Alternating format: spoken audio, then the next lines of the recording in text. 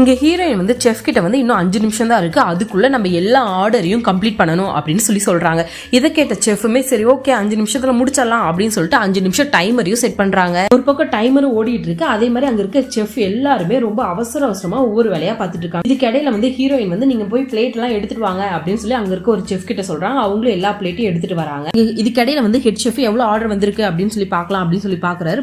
எக்கச்சக்க ஆர்டர் வந்திருக்கு. அந்த ஆர்டர் எல்லாம் பார்த்து அவருக்கு மூச்சு திணறி போகுது. ஏன்னா அவ்வளவு ஆர்டர் இருக்கு. அவ்வளவு ஆர்டரையும் 5 நிமிஷத்துல எப்படி பண்றது அப்படின்னு தெரியாம ஒரு நிமிஷம் பேசாம அப்படி செல்ல மாதிரி நிக்கிறாரு. அந்த இடத்துல நம்ம ஹீரோயின் வந்து கண்டிப்பா நம்மளால முடியும், தைரியமா இருங்க அப்படின்னு சொல்லி தைரியத்தை கொடுக்குறாங்க. ஹீரோயின் தைரியம் கொடுத்ததுக்கு அப்புறமா ஹெட் செஃப்க்கு ஒரு தைரியம் வருது. அவருமே சரி எல்லாரும் அவங்க வேலையை பாருங்க அப்படின்னு சொல்லிட்டு அவருமே அவருனால என்னென்ன வேலை முடியுமோ அவருமே சைட்ல ஹெல்ப் பண்ணிட்டு இருக்காரு. ஒவ்வொரு செஃப் ஒவ்வொரு வேலையை ஆர்வமா பாத்துட்டு இருக்காங்க. ஒரு பக்கம் வந்து சர்வெண்ட் போய் வேக வேகமா எல்லாத்தையும் சர்வ் பண்ணிட்டு இருக்காங்க. இன்னொரு பக்கம் வந்து ஆனியன் கட் பண்றாங்க, ஒருத்தவங்க சூப் பண்றாங்க, ஒருத்தவங்க நூடுல்ஸ் பண்றாங்க, ஒருத்தவங்க வந்து கறி எல்லாம் வெட்டி வெட்டி அழகா வச்சிட்டு இருக்காங்க. இதுக்கடையில ஹீரோயின் வந்து அழகா பிளேட்டிங்கும் பண்ணிட்டு இருக்காங்க. ஒருத்தவங்க வந்து பிளேட்டிங்